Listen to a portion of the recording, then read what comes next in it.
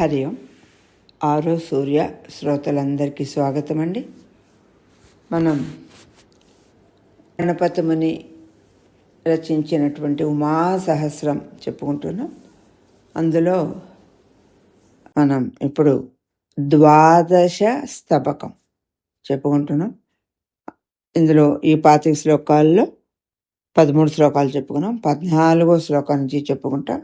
దీంతో 300 శ్లోకాలు మనం పూర్తి చేసినట్టు అవుతుంది ఈ 10 శ్లోకాలతో. సో 14వ శ్లోకం ఏంటో చూద్దాం. ఇందులో మనం శివపార్వతుల శృంగార లీల వర్ణన అని చెప్పుకున్నాం.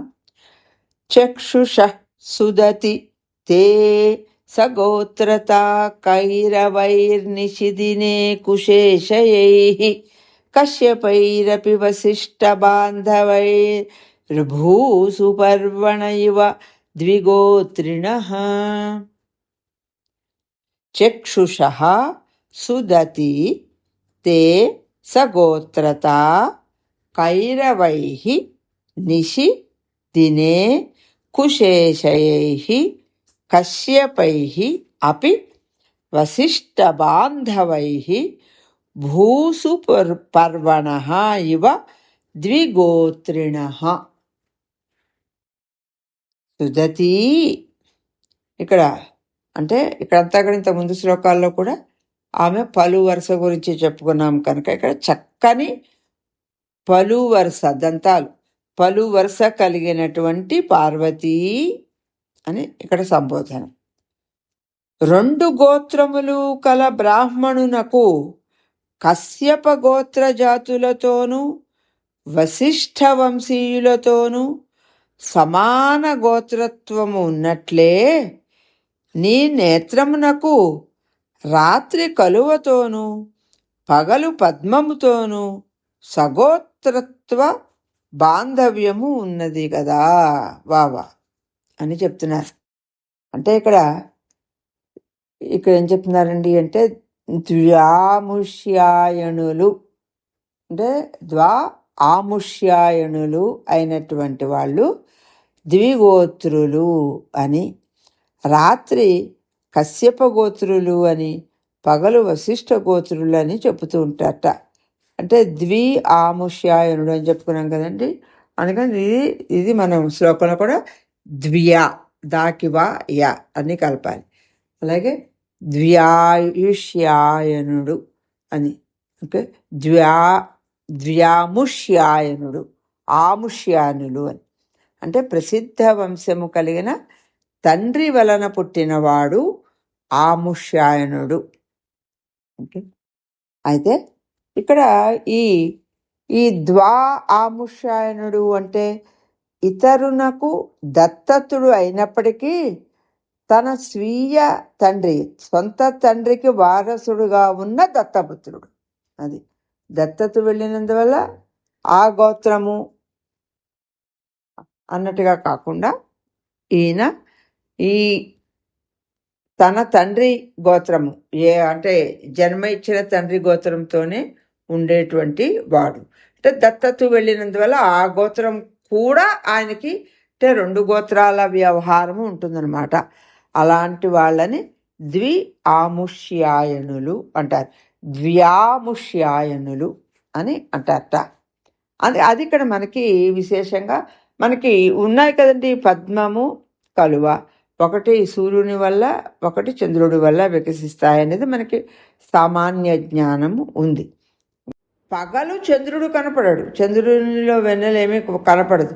అందుకని పగలు ఎవరు కనపడతారండి? సూర్యుడు. అందుకని భాస్కర భాసురం కూడా అమ్మవారి ముఖంలో కనపడుతోందని మనం ఇంతకుముందు చెప్పుకున్నాం. అదొకటి కూడా మనం చదువుకున్నాం ఇప్పటిదాకా. అందుకని పార్వతీదేవి నేత్రమునకు కలువతోనూ పద్మముతోనూ బాంధవ్యం చెప్పుట వలన ఆ రెంటికంటే అత్యధికముగా ఆమె నేత్రము సర్వదా ప్రకాశించినది అని సారాంశం. అదేనండి, మనము ఈ ఉమాసహస్రం ప్రత్యేకతే అదండి. శాస్త్రము ఇందులో మనకి అసలు చెప్పని విషయం అంటే ఏముండదు. ఈ ఉమాసహస్రం ఈ 1000 శ్లోకాలు వచ్చేస్తే మనకు అన్ని విషయాలు తెలిసినట్టే. అంతో ఎంతో సంస్కృత వ్యాకరణ విషయాలు చెప్తున్నారు. ఇక్కడ ఇక్కడ ద్వ్యాముష్యాయనులు అంటే ఏంటో కూడా మనకు చాలా పెద్ద విషయం తెలిసింది. రైట్. అల్పయాప్యతి సమర్థయా స్మితజ్యోత్స్నయా గగనగం హరిత్తమః కేవలం సువచనామృతం కిరచ్చంద్రబింబమతుషార మానసం. అల్పయా అపి అతి సమర్థయా స్మితజ్యోత్స్నయా గగనగం హరత్ తమః కేవలం సువచనామృతం కిరత్ చంద్రబింబం అతుషారం ఆననం. దేవి, నీ ముఖము అల్పమైనను అత్యంత సమర్థమైనటువంటి నవ్వు వెన్నెలతో ఆకాశమునందలి చీకటిని పోగొట్టుచు. ముఖం చిన్నది అని చెప్పడంలో ఆకాశంతో పోల్చినట్టు అనమాట. ఆకాశంలో ఉండే చీకటిని నీ చిన్న ముఖం పోగొడుతోంది. పోగొట్టుచు మంచి మాటలు అనేది అమృతమును మాత్రమే కురియుచున్న మంచు లేని చంద్రబింబము. మళ్ళీ మంచు వల్ల మళ్ళీ ఆ వెలుగు కనపడదు కదండి. మంచు లేని చంద్రబింబము అని ఇక్కడ ఈ గగనము అంటే హృదయాకాశము అని ఒక అర్థం తీసుకుని, వెన్నెల అంటే బాహ్యమైన అంధకారము మాత్రమే. ఓకే, ఈ వెన్నెల బాహ్య అంధకారాన్ని మాత్రమే పోగొడుతుంది. కానీ దేవి యొక్క హాసచంద్రిక దహరాకాశం అంటే హృదయంలో ఉండే అజ్ఞానాన్ని కూడా పోగొడుతుంది అని ఒక అర్థం చెప్తున్నారు. అలాగే చంద్రుని వెన్నెల చీకటిని అంతటినీ చీకటిని అంతటినీ ఏమీ పోగొట్టలేదు, కష్టం. కానీ పార్వతీదేవి నవ్వు మాత్రం స్వల్పమైనను చీకటిని అంతటినీ పోగొట్టగలదు అని. అంటే చంద్రబింబము అమృతంతో పాటు మంచును కూడా కురియును. కానీ పార్వతి ముఖము సువచనము అను అమృతమును మాత్రమే వర్షించును. అందువలన పార్వతి మోము చంద్రబింబము కంటే ఉత్కృష్టమైనది అని. నిత్యమబ్జముఖి తే పరస్పర సృష్టం అశ్లథపటీకుటీరగం శర్వరీ భయ వివర్జితం స్థలీచక్రవాకమిథునం కుచద్వయం. నిత్యం అబ్జముఖి తే పరస్పర సృష్టం అశ్లథ పటీకుటీరగం శర్వరీ భయ వివర్జితం స్థలీచక్రవాకమిథునం కుచద్వయం. పద్మముఖి పార్వతి, నీ స్తనద్వయము ఎల్లప్పుడూ కలిసి ఉండి దృఢమైన పైట గుడిసెలో ఉండి రాత్రి భయము లేక నేలపైన ఉండు జక్కవ పక్షుల జంట. అవి అంటే ఈ గగనంలో తిరిగేటువంటి చక్రవాక మిథునమునకు రాత్రి వియోగం ఉంటుంది. కాతే పటీకుటీర యోగం లేదు, వాటికి రాత్రి వలన భయం ఉంది. కావున పార్వతీ స్తనద్వయము గగనచర చక్రవాక మిథునము కన్నా మిన్న అని ఇక్కడ వర్ణన. లాలనీయమయి దేవమౌలిభిః కోమలం చరణ పల్లవద్వయం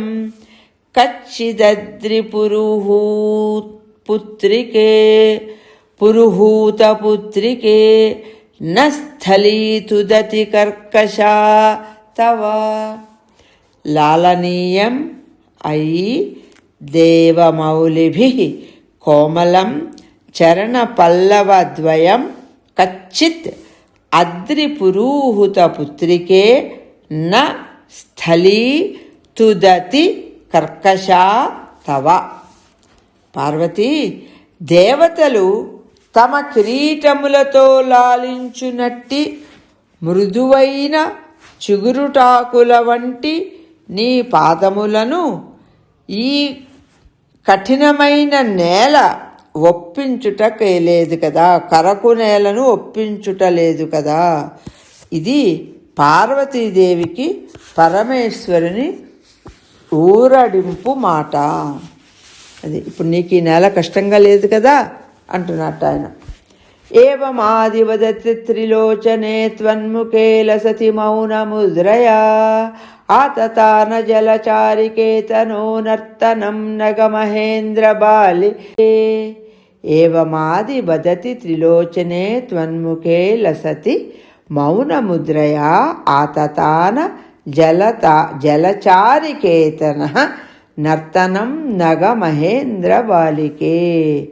పార్వతీ, పరమశివుడు ఈ విధంగా పలుకుతూ ఉండగా నీ ముఖము మౌనముగా ప్రకాశించుచుండగా, అంటే నువ్వు బదులు పలకకుండా ఊరుకుంటే అది అదునుగా భావించి మన్మథుడు తన నాట్య కౌశలమును ప్రదర్శించను.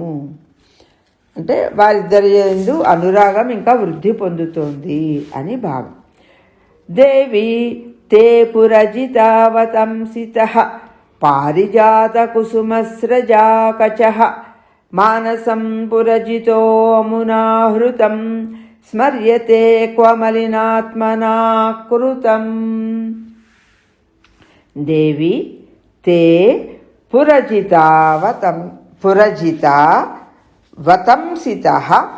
పారిజాత కుసుమస్రజా కచః మానసం పురజితః అమునా హృతం స్మర్యతే క్వ మలినాత్మనా కృతం.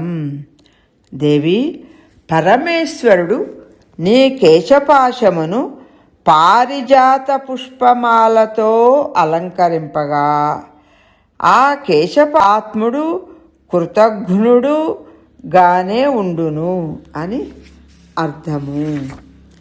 అంటే ఏంటండి ఇక్కడ కేశపాశము నల్లనిది, అంటే నల్లని జడ మలినాత్మకంగా చమత్కరించారు. ఇంతకుముందు కూడా మనం చూసాం. పరమేశ్వరుడు పారిజాత పుష్పమాలను అలంకారంగా కేశపాశములో ఇయ్యగా అది ఆయన మనస్సును అపహరించింది. రైట్. ఈ ఇచ్చినటువంటి బహుమానము మరిచి ఇచ్చిన వాని వస్తువును దొంగిలించుట కృతఘ్నుని లక్షణము. అంటే దేవి కేశపాశాలు పారిజాతాన్ని అవి అలంకరింపబడ్డాయి, అవి తీసుకున్నాయి అని చెబుతూ కేశపాశ అలంకరణ సేవాలాభమునకు పరమేశ్వరుడు తన మనోదానమును మూల్యముగా చెల్లించను అని ఇక్కడ ఆయనకి ఉన్నటువంటి ఆ పువ్వులు అలంకరించటంలో కూడా ఆయనకి ఆమె మీద ఉన్నటువంటి కోరికని తెలియజేస్తోంది. బ్రహ్మచర్య నియమాద చంచల నాయికా యది లులాయమర్దిని నాయకశ్చ సుమబాణసూదనో వేదకో రతిరహస్యం ఏతయోః. బ్రహ్మచర్య నియమాత్ అచంచలా నాయికా యది లులాయమర్దిని నాయకః చ సమబాణసూదనః వేద కః రతిరహస్యం ఏతయోః. మహిషాసుని సంహరించిన పరమేశ్వరి అయినటువంటి నాయిక అప్రాకృత దేహము కలది కావున నాయికలు రతిరహస్యమును కావున నిత్య బ్రహ్మచర్య వ్రతనిష్ట కలిగినది.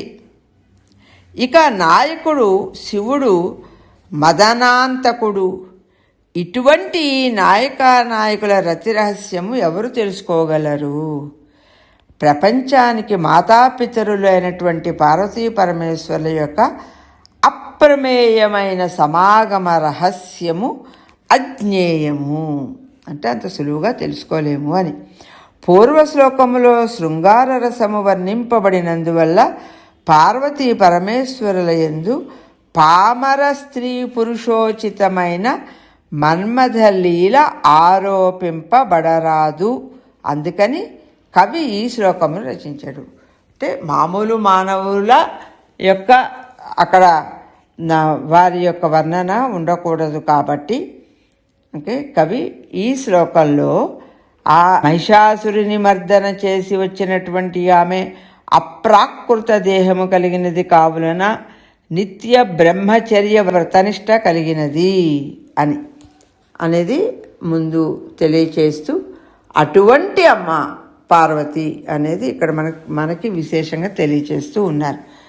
ఎందుకంటే ఈ శృంగారం కూడా సామాన్యంగా ఉండకూడదు కాబట్టి. లోచనోత్సవ విధౌ విశారదే వారిదావరణదోషవర్జితే మర్దయత్యపి నభోగతాం తమః శ్యామికారహిత సుందరాకృతౌ భాతి శీతకిరణస్తనందయే ప్రాణనాయక జటాకుటీజుషి శుభ్రపర్వతతటే శుభాంగి తే సమ్మదాయ న బభూవ కానిషా. ఇక్కడ 2 శ్లోకాలు కలిపి మనకి వర్ణన ఉంది.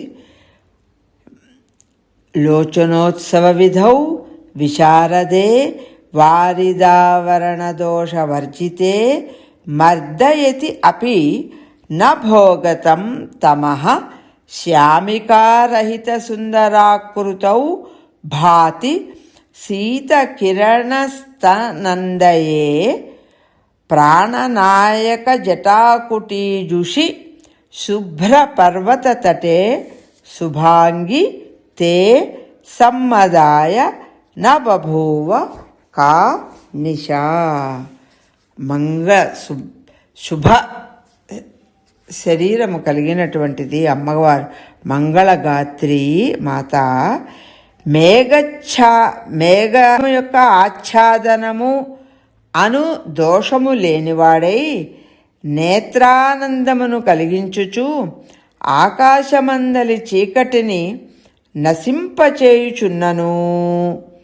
మచ్చలేని మంజుల దేహము కలిగి పరమేశ్వరుని జటాజూటమును ఆశ్రయించి ఉన్నటువంటి బాలచంద్రుడు ప్రకాశించుచుండగా వెండి కొండ మీద రాత్రులు అన్నీయూ నీకు ఆనందదాయకములే అయినవి అని ఇక్కడ తెలియచేస్తూ అమ్మవారితోటి సంతు భూషణ సుధాంశుధీధీతి వ్యక్తముగ్ధముఖ శోభయోర్మిథ తాని తాని గిరిజాగిరీశయో క్రీడితాని జగతో విభూతయే. సంతు భూషణ సుధాంశుదీధితి వ్యక్తముగ్ధముఖశోభయో మిథః తాని తాని గిరిజాగిరీశయో క్రీడితాని జగతః విభూతయే. శిరోభూషణమైనటువంటి చంద్రుని యొక్క కాంతులతో చాలా అందముగా ఉన్న ముఖకాంతులు కలిగినటువంటి పార్వతీ పరమేశ్వరులు ఇరువురు కూడా పరస్పర క్రీడలు జగత్తుకు శ్రేయస్సును ప్రసాదించుగాక. మోదకాదన పరస్య సృష్టయే క్రీడితం జనని వాం కిమప్యభూత్ శక్తిభృత్తనయరత్న జన్మనే కించదీశ్వరి బభూవ ఖేళనం. మోదకాదనపరస్య సృష్టయే క్రీడితం జనని వాం కిం అపి అభూత్ శక్తిభృత్తనయరత్న జన్మనే కించిత్ ఈశ్వరి బభూవ ఖేళనం. అమ్మా పరమేశ్వరి, కుడుములు ప్రధాన ఆహారముగా కలిగిన గణపతి సృష్టికి, శక్తిధరుడు కుమారశ్రేష్ఠుడైన సుబ్రహ్మణ్య స్వామి యొక్క ఉత్పత్తికి మీరిద్దరూ విభిన్నములు, విలక్షణములు అయిన క్రీడలు గావించినారు. చూసారా, గణపతిది సృష్టి, ఓకే, సుబ్రహ్మణ్య స్వామిది ఉత్పత్తి అని. ఇద్దరు పుత్రుల స్వభావములు ఒకే విధమైనవి కావు. ఒకరు భోజన ప్రియులు, రెండవ వారు శక్తిధరులు. అందుచే వీరి సృష్టి విషయంలో పార్వతీ పరమేశ్వరులు విభిన్న క్రీడలు గావించారు కదా అని చెప్తున్నారు. మాధురీ రస పరిప్లుతా ఇమాః కావ్యకంఠ విదుషో రథోద్ధతాః అధదత్వచలనాథనందినీ మానసే కమపి మోదముత్తమం. మాధురీ రస పరిప్లుతాః ఇమాః కావ్యకంఠ విదుషః రథోద్ధతాః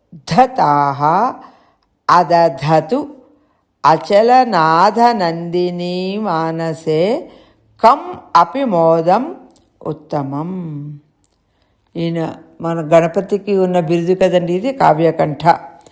కావ్యకంఠ బిరుదాంచితుడైనటువంటి గణపతి అను విద్వత్ కవి మాధుర్య రసభరితములుగా రథోద్ధతావృత్తములో ఆ ఛందస్సులో రచించిన ఈ స్తుతులు పార్వతీదేవి మనస్సుకు ఉత్తమమైన ఆనందమును కలిగించుగాక అని మనకి ఇక్కడ తెలియజేస్తూ వచ్చారు.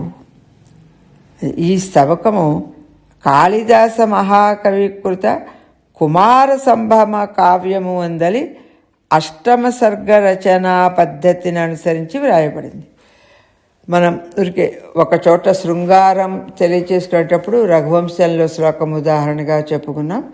అసలు ఇది రాయడానికి మూలం కుమార సంభవం, సుబ్రహ్మణ్య స్వామి పుట్టడం కదండి. ఆ కుమార సంభవంలో ఉన్నటువంటి అష్టమ సర్గ రచనా పద్ధతిని అనుసరించి వ్రాయబడింది అనే విషయం కాళిదాస కావ్యజ్ఞులు వాళ్ళకి తెలిసిన విషయమే. రెండింటిలోనూ మనం మెయిన్ అదే ఉంది అనుకోవడానికి కారణం ఎందుకండి అంటే రథోద్ధతావృత్తమే కాబట్టి, అంటే శృంగారమే విషయం.